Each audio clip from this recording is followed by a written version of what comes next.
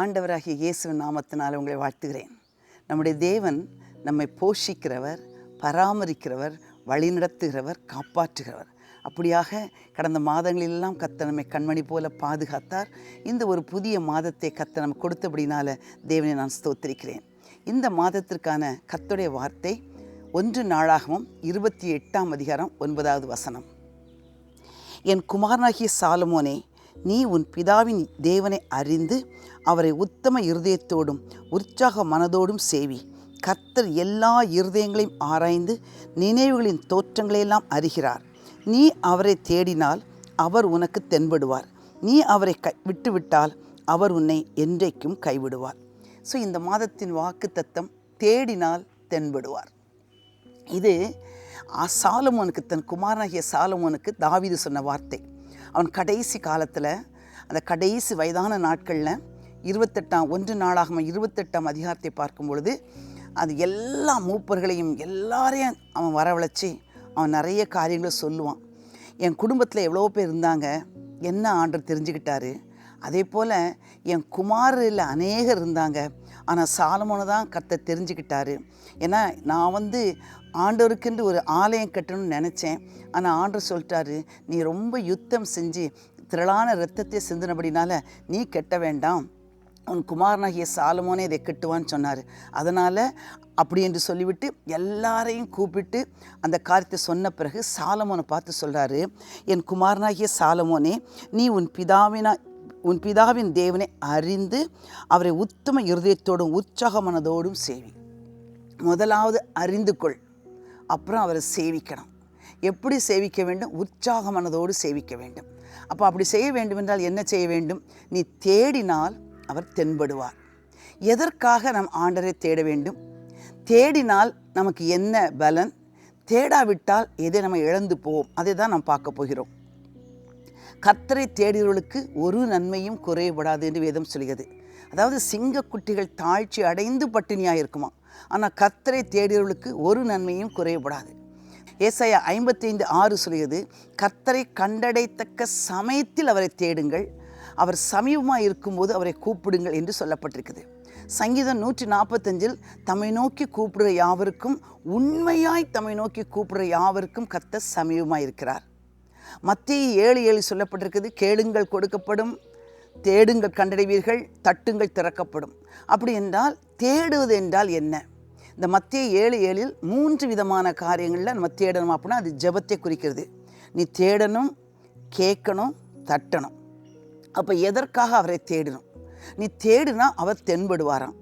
தேவன் நம்முடைய வாழ்க்கையில் நமக்கு தென்பட்டால் என்ன நடக்கும்னா, அவர் எப்படி தன்னை வெளிப்படுத்துவார் தெரியுமா? இரட்சகராக, நம்ம பாவத்தின் பிடியிலிருந்து நம்மை விடுவிக்கிற இரட்சகராக வெளிப்படுவார். நம்மளை பராமரிக்கிறவராக, போஷிப்பவராக, நல்ல மேய்ப்பராக, பிரச்சனை நேரத்தில் பராக்கிரமசாலியான யுத்த வீரனாக, ஒவ்வொரு நாளும் ஆலோசனை கொடுப்பவராக, அவருடைய நீதியின் பாதையில் நடத்துபவராக, சமாதானத்தை கொடுப்பவராக, எல்லா தீங்கும் விலக்கி காப்பவராக, பறந்து காக்கும் பட்சிகளைப் போல நம்மை காக்கும்படியாய் பல கோணங்களில் ஆண்டவர் வெளிப்படுவார். அப்போ எப்படி அவரை நான் தரிசிக்க முடியும் என்றால் தேடணும். எப்படின்னா, ஆண்டவர் ஒருவர் தான் அவர் தான் நம்மளை உருவாக்கினார். உருவாக்கின தேவனை நாம் என்ன செய்யணும்? தேடணும். ஏன் தேடணும்னா, என்னை உருவாக்குனதுக்கு தேவன் ஒரு திட்டம் வச்சுருக்காரு. சும்மா ஏதோ உன்னை உருவாக்குனேன், நீ நல்லா சாப்பிட்டு வேலை பார்த்து உன் வாழ்க்கையை முடிச்சுக்கொள், அப்படி இல்லை. ஒரு மகத்தான திட்டத்திற்காக தான் தேவன் நம்மை உருவாக்கினார். என்ன திட்டம்ன்றா, அவரை போல நம்ம உருவாக்கி அவரை நாம் என்ன செய்ய வேண்டும்? வெளிப்படுத்த வேண்டும். நம்ம கொண்டு வச்சிருக்க திட்டம் அதுதான். அதுக்கப்புறம் தான் உருவாக்கின மனுஷர்கள் மத்தியிலே அவர் வாசம் பண்ண வேண்டும். அப்படி என்றால் அவர் நம்மத்தில் வாசம் பண்ண வேண்டும் என்றால் நாம் அவரை தேட வேண்டும். ஒரு 3 நபர்களை பற்றி உங்கள் மத்தியில் சொல்ல விரும்புகிறேன். தேடினா என்ன கிடைக்கும், தேடாட்டா என்ன கிடைக்கும்? முதல்ல தேடாமல் இருந்தால் என்ன கிடைக்குங்கிறத பார்க்கலாம். சவுலுடைய வாழ்க்கையில் கர்த்தர் அவனை முதல் இஸ்ரவேலின் ராஜாவாக மாற்றினார். அப்படி கர்த்தர் அவனை மாற்றும் பொழுது எல்லா ஜனங்களும் ரொம்ப சந்தோஷப்பட்டாங்க. அப்போ 1 சாமுவேல் 15ஆம் அதிகாரத்தில் சொல்லப்பட்டிருக்குது, சாமுவேல் சவுலை பார்த்து சொல்கிறான், நீ என்ன செய்யணும்னா, அமலேக்கியரை நீ முற்றிலுமாய் நிர்மூலமாக்கணும். ஏனென்றால் என் ஜனங்கள் எகிப்திலிருந்து புறப்பட்ட நாளிலே அவர்களை வழிமறித்து யுத்தம் பண்ணதை நான் மனசில் வச்சிருக்கிறேன். அதனால் நீ என்ன செய், அவங்கள ஒன்றும் இல்லாமல் நிர்மூலமாக்க வேண்டும் என்று சொல்கிறார். சொல்லப்போனால் இந்த சம்பவம் யாத்ராகமம் 17ஆம் அதிகாரத்தில் சொல்லப்பட்டிருக்கிறது. கிட்டத்தட்ட 400 வருஷங்களுக்கு மேலாக நடந்த ஒரு காரியம் கர்த்தர் இருதயத்தில் வச்சிருந்தார். எப்படின்னா, அவருடைய ஜனங்கள் அடிமைத்தனத்தில் பலவீனத்தோடு இருந்தாங்க. அந்த ஜனங்கள் கடந்து வராங்க, செங்கடலை கடந்துட்டாங்க. வனாந்திரத்தில் பிரயாணம் பண்ணும்பொழுது இந்த அமலேக்கியருக்கு இஸ்ரவேல் ஜனங்கள் ஒரு தீங்கும் செய்யலை. வலிய சண்டைக்கு வராங்க. அந்த அமலேக்கியர் புத்தியே அப்படி தான், சும்மா இருக்க தெரியாது. எப்போ பார்த்தாலும் யாரையாவது சண்டை போட்டால் தான் அவங்களுக்கு நிம்மதியாக இருக்கும். அதுதான் அமலேக்கியர்கள். இந்த அமலேக்கியர்கள் என்ன பண்ணாங்கன்னா, ரெவிதீமில் இவரோட யுத்தம் பண்ணுறாங்க. அந்த சம்பவம் உங்களுக்கு எல்லாருக்கும் நல்லா தெரியும். இவங்களுக்கு பள்ளத்தாக்கில் யுத்தம் பண்ணுறாங்க. மோசே மலையின் மேல் ஏறி கையை உயர்த்துவான். கையை உயர்த்தினா இஸ்ரவேல் ஜனங்கள் ஜெயிப்பாங்க. கை தளர்ந்து போச்சுன்னு கையை விட்டுட்டா அமலேக்கியர் மேற்கொள்ளுவாங்க. அப்போ தான் ஊரும் ஆரோனும் கூட கையை பிடித்து கொண்டார்கள், இஸ்ரவேலை ஜெயம் பெற்றார்கள். அப்போ யோசுவா ஒரு பலிபீடம் கட்டி, இது கர்த்தருடைய ஜனங்களுக்கு, கர்த்தருடைய சிங்காசனத்துக்கு இந்த அமலேக்கியர் விரோதமாக இருந்தபடினால் தலைமுறை தோறும் கர்த்தர்களுக்கு விரோதமாக இருப்பார் என்று எழுதியே வச்சிட்டார். அதுக்கு யெகோவா நிசி என்று பெயரிட்டார். அதனால் ஆண்டவர் என்ன சொல்கிறாருன்னா, சவுலை நீ அந்த அமலேக்கியரை அழிக்கணுன்ட்டு. சரின்ட்டு இவன் போகிறான். ஆனால் அமலேக்கியரை அழிக்கும்போது நலமானதையும் முதற்தரமானதையும் அழிக்க மனசு இல்லாமல் மற்றதெல்லாம் அழித்து போட்டுட்டு அவன் வந்துட்டான். வந்த உடனே சாமுவேல் அவனை பார்க்க வரான். அப்போ அவன் சொல்கிறான், சவுல் சொல்கிறான் சாமுவேலை பார்த்து, கர்த்தரால் ஆசீர்வதிக்கப்பட்டவரே வாரும், நீங்கள் சொன்னதெல்லாம் நிறைவேற்றி முடித்தேன் அப்படிங்கிறான். யோசிச்சு பாருங்கள், அவன் செஞ்சது ரொம்ப தப்பு. ஏன்டா அவன் ஜெபம் பண்ணி எந்த ஒரு காரியத்தையும் கர்த்தரை தேடி செய்யலை. எல்லாம் நான் செஞ்சிருவேன் அப்படின்னு அவன் நினச்சதுனால அவன் சாமுவேல்கிட்ட சொல்லும்போது சாமுவேல் சொல்வார், அப்படின்னா என் காதுகளில் கேட்கிற அந்த ஆடு மாடுகளின் சத்தம் என்ன அப்படிங்கும்போது, ஐயோ நான் அழிக்கணும் தான் சொன்னேன், ஜனங்கள் தான் சொன்னாங்க, அதை முதல் தரமானதை கொண்டு கர்த்தருக்கு பலியிடலாங்கும்போது சாமுவேலுக்கு கோவம் வந்துருச்சுது. பலியை பார்க்கலும் கீழ்ப்படிதான் முக்கியம், ஆட்டுக்கடாவின் இனத்தை பார்க்கலும் செவி கொடுத்தலே உத்தமம் என்று ரொம்ப தெளிவாக சொல்லிட்டு, இங்கே பார், நீ கர்த்தருடைய வார்த்தையை புறக்கணித்தபடினால கர்த்தரும் உன்னை ராஜாவாக இராதபடிக்கு புறக்கணித்தார் அப்படின்னு சொல்கிறான். அப்போ அவன் சொல்கிறான், நான் பாவம் செஞ்சேன். அந்த அறிக்கை இருதயத்திலேருந்து வரல, நான் பாவம் செஞ்சேன், ஆனால் இப்போ கர்த்தரை பணிந்து கொள்ளும்படி என்னோடு கூட வாரும் அப்படிங்கும்போது சாமுவேல் வரமாட்டேன் அப்படிமா. அவன் திரும்பி போகும்போது அவன் சால்வையை பிடிச்சி இழுப்பான், சால்வை கிழிஞ்சிரும். அப்போ சொல்லுவார் சாமுவேல், என் சால்வை எப்படி கிழிஞ்சு போனது போல் உன் ராஜ்யபாரத்தையும் கர்த்தர் கிழித்து உம்மை பார்க்கலும் உத்தமனாக இருக்க தோழனுக்கு கொடுப்பார் அப்படின்ட்டு தெளிவாக சொல்லிட்டார். நீ இனிமேல் ராஜ்யபாரம் உனக்குரியதல்ல, உன்னை விட்டு அகன்று போயிட்டு அப்படிங்கும்போது திருப்பியும் அவன் கெஞ்சுவான். எப்படி கெஞ்சுவான் தெரியுமா? பிரபுக்களும் ஜனங்களும் என்னை கனம் பண்ணும்படிக்கு, நீங்கள் வாசித்து பார்த்தா தெரியும், 1 சாமுவேல் 15ஆம் அதிகாரத்தில் சொல்லப்பட்டிருக்குது, ஜனங்களும் பிரபுக்களும் என்னை கனம் பண்ணும்படி தயவு செஞ்சு எங்களோட வாங்க, நான் கர்த்தரை என்ன செய்ய வேண்டும், பணிந்து கொள்ள வேண்டும். கர்த்தரை பணிந்து கொள்ளணும்னா அவன் முதலாவது வைக்கிற ஒரு டிமாண்ட் என்னென்னா, ஜனங்கள் என்னை கனம் பண்ணணும். அதனால தான் அந்த 15ஆம் அதிகாரத்தில் பார்க்கும்போது அவன் தனக்கென்று ஜெயஸ்தம்பங்களை உண்டு பண்ணினான், கர்த்தரை தேடலை. அதனால் 1 சாமுவேல் 16ஆம் அதிகாரத்தில் கர்த்தரால் விடப்பட்ட ஒரு பொல்லாத ஆவி அவனை அலக்களித்தது. அப்போ அந்த அரண்மனையில் இருக்குன்னு சொல்லுவாங்க, சுரமண்டலக்காரனை கொண்டு வாங்க, அவன் வாசிக்கும்போது உமக்கு இந்த ஆவியிலேருந்து ஒரு விடுதலை, அசுத்த ஆவியிலேருந்து விடுதலை கிடைக்குன்னு சொன்ன உடனே தாவீதை கொண்டு வராங்க. தாவீது வாசிக்கிறான். கொஞ்சம் நேரத்துக்கு தற்காலிகமாக அவன் சுகமடைந்துறான். அப்புறம் தாவீதை வீட்டுக்கு அனுப்பிட்டான். திருப்பி தான் தாவீது தன் சகோதரர்களை பார்க்க போகும்போது தான் கோலியாத்தை அவன் சவாலை கேட்டு கோலியாத்துக்கு முன்னால் போய் கோலியாத்தை வீழ்த்துக்கிறான். கோலியாத்தை செத்து போன உடனே இஸ்ரவேல் ஜனங்கள் எல்லாம் ஆர்ப்பரிக்கிறாங்க. சவுல் என்ன பண்ணான்னா, அவனை தாங்கிட்டே வச்சுக்கிட்டான், வீட்டுக்கு அனுப்பலை. தாவீது போகிற இடங்களெல்லாம் புத்திமானாக நடக்கிறான். அப்போ ஸ்திரீகள் பாடுறாங்க, சவுல் கொன்றது 1000, தாவீது கொன்றது 10000. அந்த வார்த்தையை கேட்ட உடனே சவுலுக்குள்ளே ஒரு பொறாமை வந்துடுச்சு. அதிலிருந்து அவனை கொல்லும்படியாக வகை தேடுறான். அவன் இருக்கக்கூடாது. ஏன்னா சாமுவேல் சொன்ன தீர்க்க தரிசனம் உள்ளத்தில் இருக்குது. இந்த ராஜ்யபாரம் உம்மை விட்டு தாண்டி போயிடுச்சு, உம்மை பார்க்கலாம் உத்தமனாக இருக்கும் தோழனுக்கு கொடுப்பான் என்றால் ஒருவேளை தாவீதாக தான் அது இருக்கணும் அப்படின்னு புரிஞ்சுக்கிட்டான். அதனால் தான் காலத்துக்கு பிறகு தன்னுடைய மகன் யோனத்தான் தான் வரணும் இவன் விரும்புகிறான். அவன் தேவனை தேடாதபடினால கர்த்தருடைய சித்தத்துக்கு தன்னை விட்டு கொடுக்க விரும்பலை. அதனால் தாவீதை கொலை செய்ய தேடுறான். தாவீது தப்பிச்சு ஓடுறான். நீங்கள் 1 சாமுவேல் 24ஆம் அதிகாரத்தில் பார்க்கும்போது அந்த இவனை தேடி கொண்டு போகும்போது ஒரு இடத்துல சவுல் வந்து ரெஸ்ட் ரூமுக்கு போவான். அப்போ தாவீது வந்து அவனோட சால்வையின் தொங்கலை அறுத்துக்கிட்டான். உடனே கொண்டு போய் அவன் முடிச்சுட்டு வெளியே வரும்போது அவன் முன்னால் போய் நின்றுட்டு, ராஜாவே, இஸ்ரவேலின் ராஜா யாரை தேட புறப்பட்டார்? ஒரு செத்த நாயையா, தெள்ளு பூச்சியா? நான் உமக்கு விரோதமாக இல்லை அப்படின்னு சொன்ன உடனே அப்போ அவனுக்கு புத்தி தெளிது. தாவீதே, என் உயிரை நீ காப்பாற்றின, எனக்கு நல்லா தெரியும். நீ இஸ்ரவேலின் மேல் ராஜாவாக இருப்பாய் என்பது எனக்கு நல்லா தெரியும் அப்படின்னு சொல்கிறான். 24ஆம் அதிகாரத்தில் சொல்கிறான்.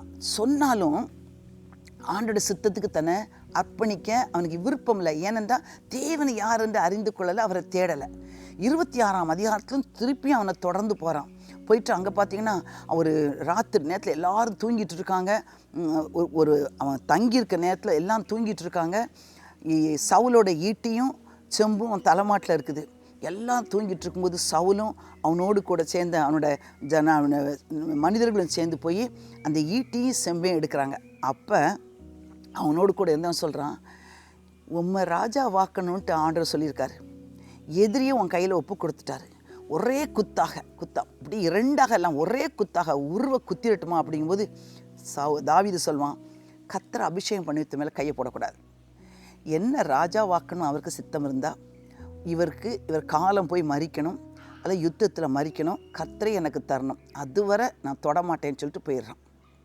இப்போ பாருங்கள், தேவனை தேடாதனால இவன் வாழ்க்கையில் ஒரு பொறாமை அவனை பிடிச்சி அலக்களிக்குது. கடைசியாக பார்க்கும்போது எத்தனையோ தருணங்களை கர்த்தர் கொடுத்தார். ஒவ்வொரு தருணத்துக்கும் சரி பரவாயில்ல, வேண்டாம் ஆண்டவரே, எனக்கு புரிஞ்சிடுச்சு, நான் தப்பு பண்ணிட்டேன், என்னை வந்து ராஜாவாக இல்லாதபடி நீ புறக்கணிச்சிட்டே, போதும், எனக்கு ராஜ பதவி வேண்டாம், எனக்கு நீங்கள் தான் வேணும் அப்படின்னு அவன் ஆண்டவர்கிட்ட கெஞ்சிருந்தால் அவன் வாழ்க்கை சமாதானமாக முடிஞ்சிருக்கும். ஆனால் அந்த எண்ணத்துக்கே இடம் கொடுக்கல, கர்த்தரை தேடவே இல்லை. கடைசியாக பார்க்கும்போது 30ஆம் அதிகாரத்தில் 29ஆம் அதிகாரம் நினைக்கிறேன், எல்லாம் பெலிஸ்தர்லாம் யுத்தம் பண்ண வராங்க. பயந்து போய் இவன் என்ன பண்ணுறான்னா, தீர்க்க தரிசனங்கள்லேயும் அவனுக்கு ஒரு வார்த்தை கிடைக்கல, அவனுக்கு சொப்பனங்களிலும் ஒரு வார்த்தை கிடைக்கல. உடனே என்ன செய்கிறான்னா, தன்னோட வீரர்களை பார்த்து அஞ்சனம் பார்க்குற ஒரு ஸ்திரியை தேடுங்கள் அப்படிங்கிறான். அவன் ராஜாவாக இருக்கும்போது முதல்ல கர்த்தருக்கு வைராக்கியமாக இருந்தான். அப்போ அஞ்சனம் பார்க்குறவர்களெல்லாம் அந்த தேசத்தை விட்டு அழிச்சிட்டான். இப்போ குறி கேட்கறதுக்கு கேட்குறான். அப்போ வந்து நீங்கள் தான் எல்லாத்தையும் அழிச்சிட்டிங்க நீங்களே. இல்லை பரவாயில்ல, யாராவது இருப்பாங்க, போய் பாரு அப்படின்னோடனே ஒரு ஆளை கண்டுபிடிக்கிறாங்க. இவன் நேரம் அங்கே போகிறான். போன உடனே யாரை உமக்கு எழுப்பணும் அப்படின்னோடனே, நீ வந்து எழுப்பு, இப்படிப்பட்ட முதியவர் வருவார் அப்படின்னு சொன்ன உடனே அவள் வந்து அப்படியே பார்த்தோன்னே சத்தமிட்டு அலறா. அவள் ஏன் அப்படின்னா, என்ன பார்க்குற அப்படின்னா, பூமிக்குள்ளிருந்து தேவர்கள் ஏறி வராங்க. அவர் வந்து ஒரு வயசானவர், அவர் சால்வையை போத்திருக்காரு. அவர் சாமுவேலு, நீர் சவுலா அப்படின்னு பயப்படாத, நான் உனக்கு ஒன்றும் செய்ய மாட்டேன்னு சொல்லிட்டு சாமுவேலை விழுந்து வணங்குவான். அப்போ சாமுவேல் சொல்லுவான், என்னை கலைத்தது என்ன, என் இடத்த விட்டு என்னை புறப்பட வச்சது என்ன, உனக்கு வந்து எத்தனையோ தருணங்களை கர்த்தர் கொடுத்தாரு, அதனால் இன்றைக்கி யுத்தத்தில் நீயும் உன் குமாரனும் என் கூட இருப்பீங்கன்னு சொல்லிட்டு அவன் போயிட்டான். இந்த பகுதி அநேகருக்கு ஒரு கேள்விக்குறி.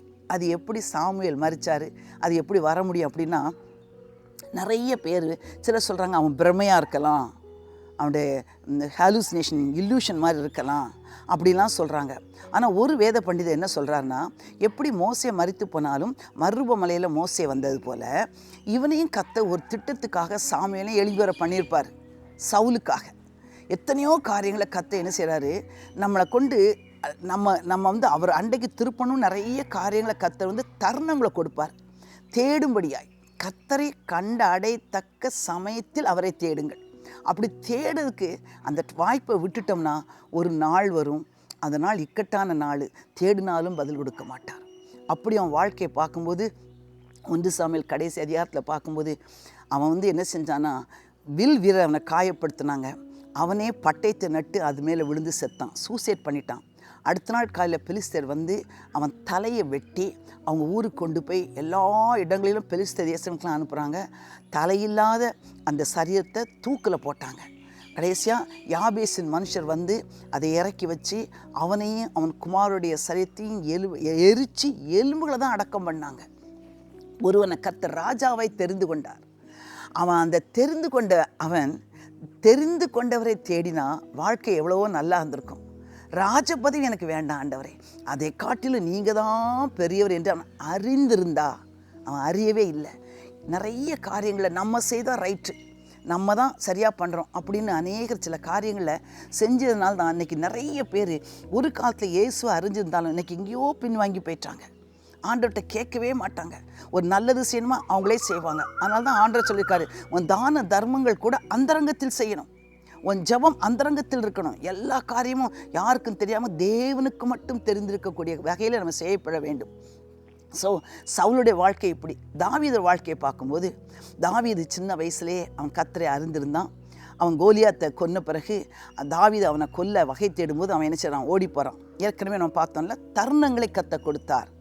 சவுலோட சால்வை அறுத்து கொள்ளும்போது மனசை அடிச்சுக்கிடுச்சான். கொல்லணும்னா கொன்றிருக்கலாம், ஆனால் அவனுக்கு தெரியும், வேண்டாம் வேண்டாம், என் தேவன் எனக்கு ஒரு நாளை நியமிச்சிருக்காரு, அந்த நாள் தான் அப்படின்ட்டு. அதே மாதிரி திருப்பியும் அவனுடைய தலைமாட்டில் இருக்க செம்பையும் ஈட்டியும் எடுத்துக்கிட்டான். அப்போ கூட கொல்லலாங்கும்போது வேண்டாம் வேண்டாம், ஏன்னா அவன் காத்திருந்தான். ஆனால் தாவீது வாழ்க்கையிலும் ஒரு பின்மாற்றம் வந்தது. அவன் என்ன பண்ணுறான்னா, என்றாயிலும் தாவீதின் கையில் ஒரு நாள் நான் மடிந்து போவேன் அப்படின்னு அவன் நினைக்கிறான். அவ்வளவு நாளும் அவன் என்ன பண்ணான்னா, கர்த்தர் என்னை எப்படியாயிலும் ராஜாவாக மாற்றுவார் என்று நினச்சிருந்தான். ஆனால் கடைசியில் ஒரு நேரம் வந்துச்சு, எங்கே போனாலும் இந்த தாவீது சவுல் விடவே மாட்டேங்கிறான், என்னை துரத்திக்கிட்டே வரான். அதனால் அவன் என்ன செய்கிறான்னா, 1 சாமுவேல் 27:1 வாசிக்கிறேன் கேளுங்க. பின்பு தாவீது, நான் எந்த நாளிலாகிலும் ஒரு நாள் சவுலின் கையிலே மடிந்து போவேன். அப்படி வந்துருச்சு அவனுக்கு எண்ணம். தன்னை ராஜாவாக தான் ஆக்குவார், இவன் காலத்துக்கு அப்புறம் தான் ஆக்குவார், அப்படி இந்த நம்பிக்கை அந்த விசுவாசமெல்லாம் போயிடுச்சு. இப்போ துக்கத்தை பார்த்த உடனே அவன் சொல்கிறான், என்றைக்காவது ஒரு நாள் சவுலின் கையில் மடிந்து போவேன்னு இருதயத்தில் யோசிக்கிறான். யோசிச்சுட்டு என்ன பண்ணுறான், தன் குடும்பத்தையும் தன் வீட்டார் அனைவரையும் கொண்டு பெலிஸ்து தேசத்துக்கு போகிறான். அங்கே ஆகீஸ் என்பவன் ராஜாவாக இருந்தான். பெலிஸ்து தேசத்தில் காத்து ஊரானாகிய அந்த பெலிஸ்தினை தான் இவன் கொன்னான், கோலியாத்தை. இப்போ எந்த எதிரிகளோ அவங்ககிட்ட போய் அடைக்கலம் போகிறான். உடனே தாவீது பார்க்குறான், ஓகே, இவன் பெலிஸ்தே தேசத்துக்கு போனதுனால இவனை தேடுறதை விட்டுட்டான். ஆனால் அந்த பெலிஸ்தே தேசத்தில் 1 வருஷமும் 4 மாதம் அவன் இருந்தான். கர்த்தரை விட்டே பின்வாங்கி போயிட்டான். அவன் என்ன செஞ்சான்னா, ஒரு இடத்துல அவனும் கூட்டாளியும் போய் ஒரு இடத்துல கொள்ளையடிப்பாங்க. அமலேக்கியரை, கேசியரை எல்லாம் கொள்ளையடிச்சிட்டு வரும்போது ஆகீஸ் கேட்பான், எங்கப்பா போய் கொள்ளையடிச்சிங்க?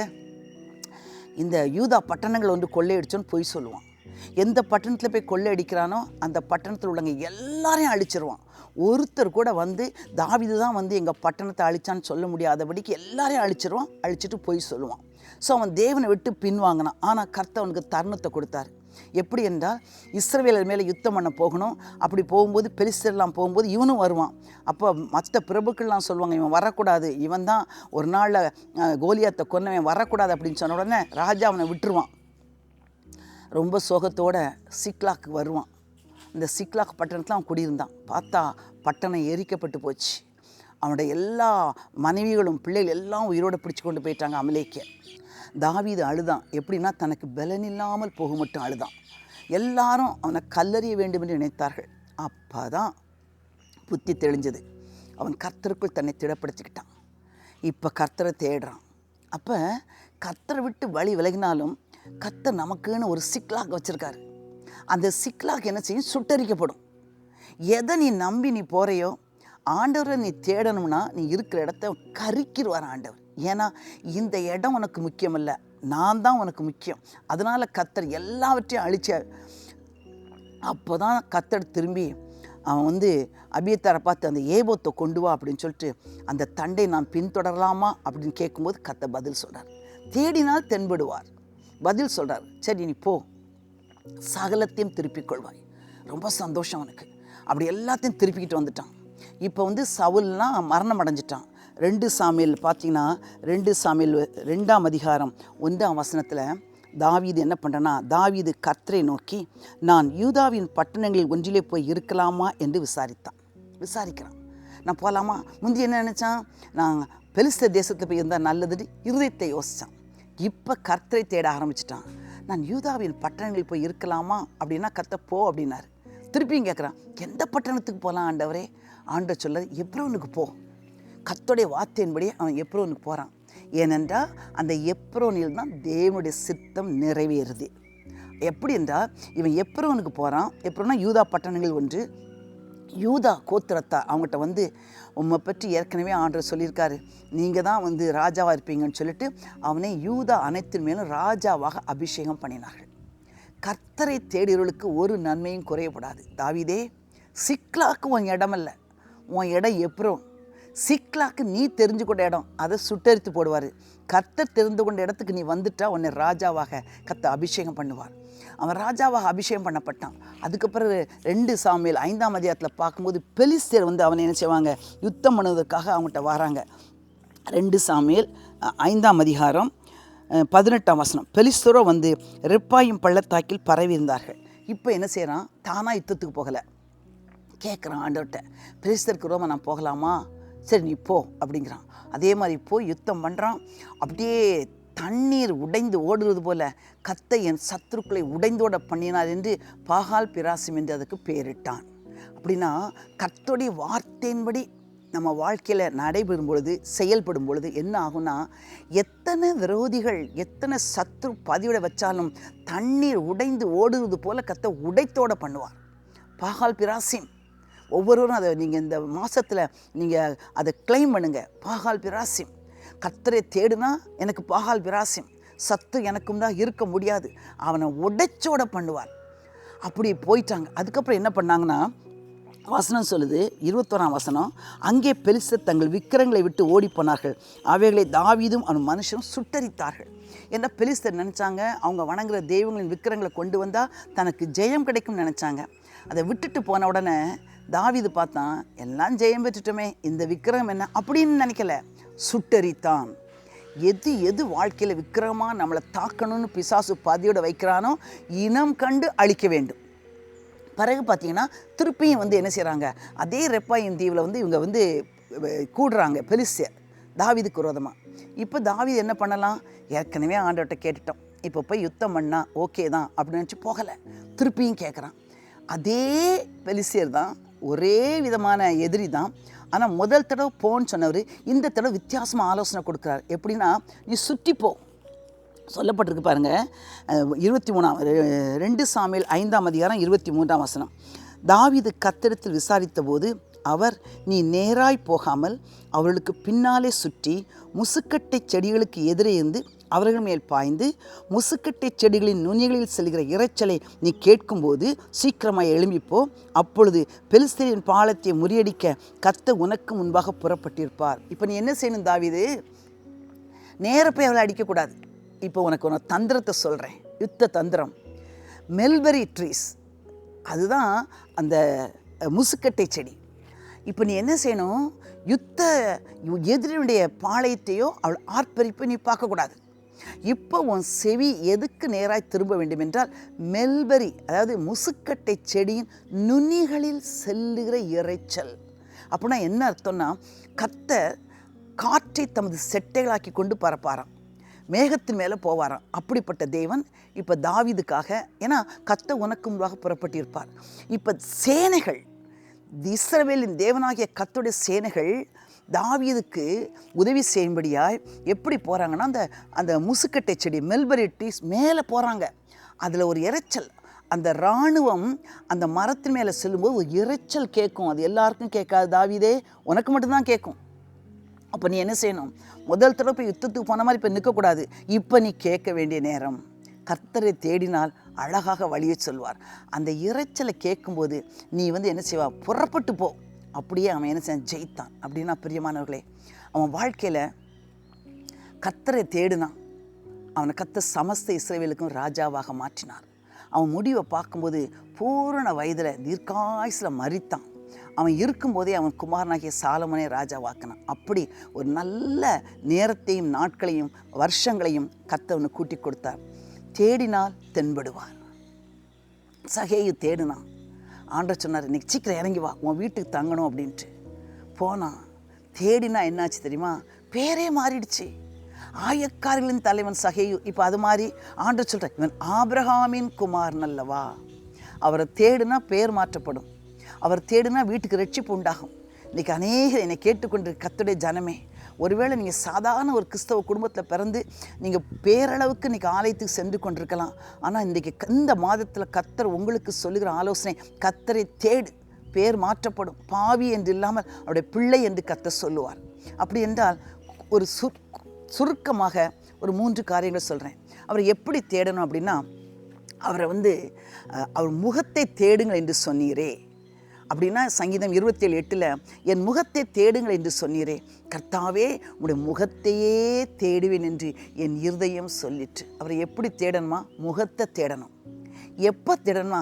அதிகாலையில் உண்மை தேடுகிறேன். சங்கீதம் 63:1 சொல்லப்பட்டிருக்குது. அவர் முகத்தை தேடு, அதிகாலையில் தேடு. இன்னொன்று எப்படி தேட வேண்டும் என்றால் நியாயமானபடி தேட வேண்டும் சொல்கிறார். தாவீது சொல்கிறார். எப்படின்னா, ராஜாவான உடனே கர்த்தர் உடன்படிக்கை பெட்டி என்ன செய்யணும், நான் இருக்க இடத்துக்கு வரணும்னு எனக்கு ஒரு ஆசை. உடனே என்ன பண்ணுறான், ரொம்ப சந்தோஷமாக எல்லாரையும் ஆயத்தப்படுத்திட்டு புதுசாக ஒரு வண்டியில் வச்சு அந்த பெட்டியை கொண்டு போகும்போது எல்லாரும் மேலே தாளத்தோடு ஆர்ப்பரிச்சுட்டு போகிறாங்க. மாடு மிரண்டதுனால பெட்டி வண்டியிலேருந்து கீழே விழ போகும்போது ஊசா கையை நீட்டி அதை பிடிச்சான், பெட்டியை பிடிச்சான். அவன் துணிவு நிமித்தம் கத்த அவனை அடித்தா செத்து போயிட்டான். எல்லா ஆரவாரம் நின்று போயிடுச்சு. என்னாச்சுது ஏன் ஊசா செத்து போயிட்டான். பார்த்தான் தாவீது, இப்போ ஊசா செத்து போயிட்டான், இப்போ நம்ம எப்படி நான் இருக்க இடத்துக்கு கொண்டு வரணும், வேண்டான்னு சொல்லிட்டு அந்த உடன்படிக்கை பெட்டியை ஓபேத் ஏதோம் வீட்டில் வச்சுட்டான். வச்ச பிறகும் அவனோட கவனமெல்லாம் அங்கே தான் இருக்குது. என்ன ஆச்சுது, ஓபேத் ஏதோம் வீட்டில் ஏதாவது நடந்துச்சா இதே பார்த்துட்ருக்கான். 3 மாதம் இருந்துச்சுது. கேள்விப்படுறான், ஏன் அப்பா ஓபேத் ஏதோம் வீட்டை பார்த்தா கர்த்தர் எல்லாவற்றையும் ஆசீர்வதிக்கிறார். இப்போ அவனுக்கு ஒன்று புரிஞ்சிடுச்சு. நான் கொண்டு போகும்போது அடி விழுது மரணம், அவன் வீட்டில் இருக்கும்போது ஆசீர்வாதம். அப்போ என்ன அர்த்தம்? இப்போ தான் நியாயப்பிரமாணத்தை தேடுறான். அப்போ தான் அவனுக்கு புரிஞ்சுது. 1 நாளாகமம் 15ஆம் அதிகாரத்தில் இப்படி சொல்லப்பட்டிருக்கிறது. 11ஆம் வசனத்தில் வாசிக்கிறேன். பின்பு தாவீது ஆசாரியராகிய சாதோக்கையும் அபியத்தாரையும் லேவியராகிய ஊரியேல், அசாயா, யோவேல், செமாயா, எலியேல், அம்மினதாப் என்பவர்களை அழைத்து அவர்களை நோக்கி, லேவியரில் நீங்கள் பிதாக்களுடைய சந்ததிகளின் தலைவர், நீங்கள் இஸ்ரவேலின் தேவனாகிய கர்த்தரின் பெட்டியை அதற்கு நான் ஆயத்தம் பண்ண ஸ்தலத்துக்கு கொண்டு வரும்படி உங்களையும் உங்கள் சகோதரரை என்ன செய்யுங்கள், பரிசுத்தம் பண்ணிக்கொள்ளுங்கள். அப்புறம் சொல்கிறாரு 13ஆம் வசனத்தில், முதலில் நீங்கள் அதை சுமக்காதபடினாலும் நாம் நம்முடைய தேவனாகிய கர்த்தரை நியாயமானபடியே தேடாதே போனபடினாலும் அவர் நமக்குள்ளே அடிவிழ பண்ணினார் என்றான். இப்போ தான் புரிஞ்சுது. எப்படி புரிஞ்சுது? தேடினான், வேதத்தில் தேடினான், நியாயப்பிரமாணத்தில் தேடினான். எதனால் இந்த அடி விழுந்துச்சுது? ஐயோ, இது வண்டியில் போகக்கூடாது, புது வண்டினாலும் போகக்கூடாது, நான் நினச்சபடி கர்த்தருடைய பெட்டியை கொண்டு போனோம், நான் நினச்சபடி தான் நடக்கணுங்கிறது ரொம்ப தவறு. அவர் வார்த்தை என்ன இருக்குதோ அப்படி நடக்கணும். இப்போ தேடினா கண்டுபிடிச்சிட்டான், அது தோளில் தான் சுமக்கப்படணும். அப்போ எப்படி தேட வேண்டும்? நியாயமானபடி தேட வேண்டும். பிரியமானவர்களே, இந்த மாதத்தில் தேடினால் தென்படுவார். தேடாமல் போன சவுலுக்கு நேர்ந்ததையும் தேடின தாவீதுக்கு நேர்ந்ததையும் கவனித்தோம். அவரை முகத்தை தேடணும். ஏன் முகத்தை தேடணும்னா, அவர் முகமும் நமக்கு நேராக இருக்கணும். கர்த்தாவே உடைய முகத்தை தேடுகிறேன் என்று என் இருதயம் உம்மிடத்தில் சொல்லிடுச்சு. அவர்கள் அவரை நோக்கி பார்த்து பிரகாசம் அடைந்தார்கள். நாம் பிரகாசம் அடைய வேண்டுமென்றால் அவர் முகம் நமக்கு நேராக திரும்பணும். அப்புறம் எப்போனா அதிகாலையில் அவரை தேட வேண்டும். அதுக்கப்புறம் பார்த்திங்கன்னா நியாயமானபடி அவரை தேட வேண்டும். இந்த 3 காரியத்தை நம்ம செய்வோம். இந்த மாதத்தில் அவர் நமக்கு தென்படுவார். பராக்கிரமசாலியாக, ஆதரவாளராக, துணையாளராக, நல்ல மேய்ப்பராக, நடத்துபவராக, ஆலோசனை கர்த்தராக, நம்மளை பாதுகாப்பவராக, இளைப்பாறுதலை கொடுப்பவராக, சமாதானத்தை கொடுப்பவராக, சுகத்தை தருபவராக அவர் நமக்கு வெளிப்படுவார். கண்களை மூடி ஜெபம் பண்ணுவோமா? அன்புள்ள பிதாவே இயேசுவே, இந்த வேளைக்காய் நன்றியோடு துதிக்கிறோம், ஸ்தோத்திரிக்கிறோம். இந்த வார்த்தைக்காய் ஸ்தோத்திரம். இந்த வார்த்தையை கேட்ட ஒவ்வொருடைய இருதயங்களிலும் கர்த்தர் என்று நீங்கள் பேசுங்க. ஒவ்வொரு குடும்பத்திலும் நீங்கள் தென்படுங்க. ஒவ்வொருவருக்கும் உண்மை நியாயமானபடி தேட, உடைய முகத்தை தேட, அதிகாலையில் தேட வாஞ்சையும் விருப்பத்தையும் கொடும்.